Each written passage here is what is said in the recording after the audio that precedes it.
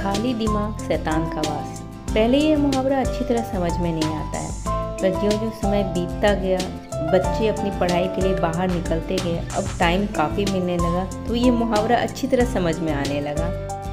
मेरा भी दिमाग कुछ अनसर्ट ना सोचने लगे, इसलिए खुद को व्यस्त रखती हूँ। व्यस्त रखने के लिए कुछ बहुत बड़ा पहाड़ नहीं तोड़ना पड़ता, घर के अंदर ही इतनी सारी चीज़ें होती हैं जिसमें से आप अपने आप को अच्छी तरह से पूरे दिन भर व्यस्त रह सकते हैं। बहुत ही आसान है। मैं कैसे कैसे खुद को व्यस्त रखती हूँ, बस घर के सारे कामों के साथ एक एक प्रोजेक्ट को मैं अपने दिमाग में रख लेती हूँ कि आज घर के इस कॉर्नर को अच्छी तरह से क्लीन करना है और ऑर्गेनाइज करना है। मेरा किचन एक नॉन मॉड्यूलर किचन है जो कहीं जगह से खुला हुआ है, जिसमें कैबिनेट भी नहीं बना है। तो जो खुला हिस्सा होता है वहाँ सबसे ज़्यादा स्पाइडर के वेब होते हैं, धूल हो जाती है। और चूँकि किचन का खुला स्पेस है, इसलिए मुझे अच्छी तरह से यहाँ की सफाई को ध्यान देना पड़ता है।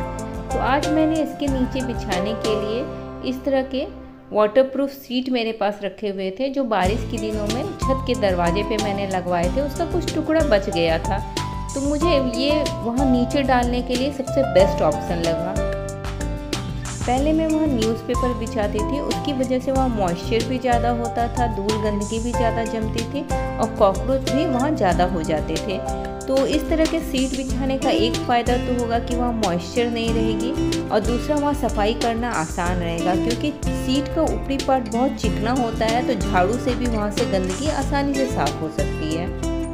न्यूज़पेपर को रखे मैंने उसकी लंबाई और चौड़ाई देख ली। ये थोड़ी सी चौड़ाई के मामले में तो छोटी थी, पर ठीक है, जितना सा मेरा एरिया कवर हो सकता है उतना सा मैंने कटर के हेल्प से इसको काट के प्रॉपर साइज में इसे वहाँ बिछा दिया। और ये प्लास्टिक की मोटी शीट होती है, तो ईजिली ये कटर के हेल्प से कट जाता है।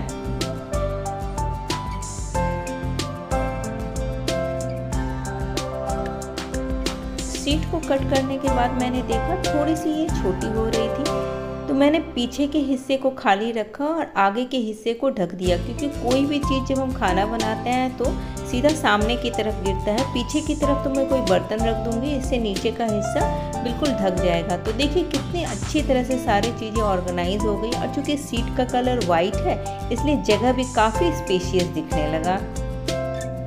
और मेरी कॉर्नर की भी अच्छी तरह से सफाई होगी। जो वेस्टेज निकला उसे मैंने फेंक दिया, तो चीज़ें अच्छे से ऑर्गेनाइज भी हो गई और साफ़ सुथरा दिखने लगी। तो नीचे की सफाई करते करते लगा क्यों ना चलो आज किचन के ऊपरी सेल्फ की भी सफाई कर ली जाए। गैस स्टोव के बिल्कुल ऊपर ये सारी बॉटलें रहती हैं, तो ज़्यादा चिपचिपी हो जाती हैं, तो अक्सर तो मैं इन सबको धोती रहती हूँ। ऊपर इनका न्यूज़पेपर और सेल्फ की सफाई हमेशा नहीं हो पाती है, इसके लिए मुझे स्पेशल टाइम देना पड़ता है। सफाई करते करते मुझे अचानक याद आया कि आज मैंने हेयर ऑयल करने का सोचा था, तो मुझे लगा चलो काम करने में आधा घंटा या 1 घंटा तो आराम से लग जाएगा, तब तक अपने हेयर को भी ऑयल कर ली, और जब तक मेरे काम ख़त्म होंगे उसके बाद मैं अपने हेयर को भी वॉश कर लूँगी। एक बार जब अच्छी तरह से सफाई हो जाती है तो खुद को अच्छा लगता है। देखने वाले को तो शायद कुछ ना भी पता चले, पर खुद को वो जगह नीट और क्लीन दिखाई देता है। और रेगुलर सफाई करते रहने से जो अननेसेसरी सामान है वो सब भी डिस्कार्ड होते रहते हैं। बस किचन में हाथ लगाने की देर रहती है, एक चीज़ आप साफ़ करिए तो दूसरी गंदी दिखने लगती है। तो जब मैंने इन सबको साफ़ किया तो लगा चलो एक हाथ अपने फ्रिज को भी साफ़ ही कर दिया जाए। मैं बहुत कम ही ऐसा होता है कि एक साथ पूरे फ्रिज की सफाई करने बैठती हूँ, कभी आउटडोर करती हूँ तो कभी इंडोर कर लेती हूँ।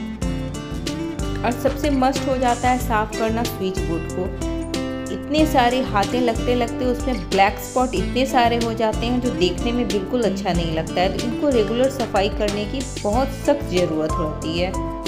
इस तरह कुछ न कुछ एक प्रोजेक्ट आप अपने हाथ में लेंगे, किस तरह से दिन ख़त्म हो जाता है पता ही नहीं चलता है। अपने आप को मैं इस तरह से कुछ न कुछ चीज़ों में इन्वॉल्व करके रखती हूँ और बहुत बिजी रहती हूँ।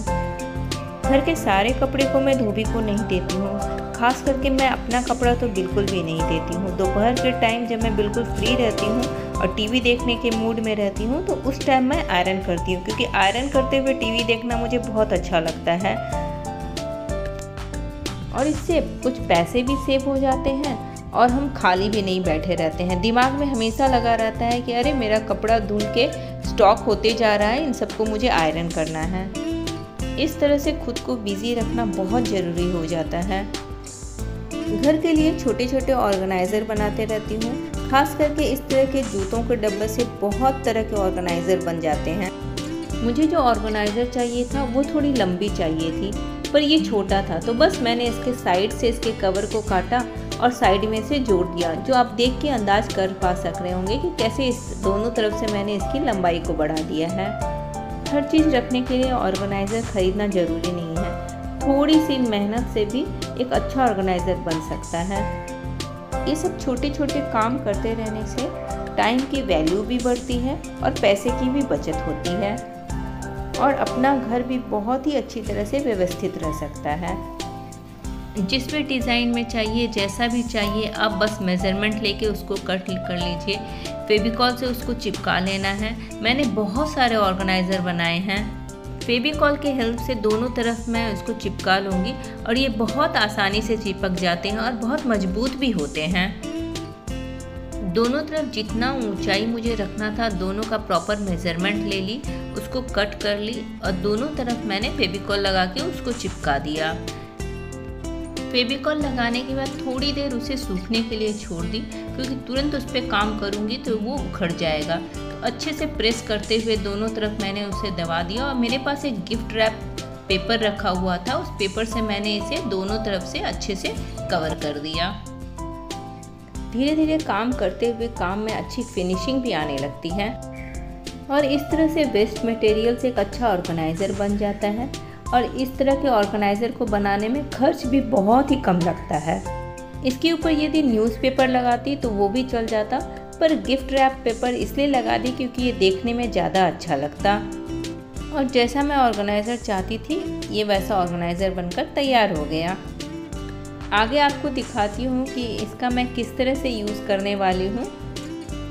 मेरे कबर्ड के कॉर्नर में मेरे पुराने एल्बम और जितने भी फ़ोटोज़ थे वो इस तरह रखे रहते थे, तो इन सबको ऑर्गेनाइज़ करने का मुझे काफ़ी दिनों से मन था, और इस तरह की किस तरह के ऑर्गेनाइज़र में इसको रखूं ये मुझे समझ में नहीं आ रहा था। मैंने बाहर भी देखा पर मुझे कुछ समझ में नहीं आया, तो अचानक मुझे एक आइडिया आया कि चलो इस तरह का चीज़ बनाते हैं जिसमें ये अच्छी तरह से खड़े खड़े रख सकूँ, ताकि निकालते वक्त इसे बहुत आसानी हो।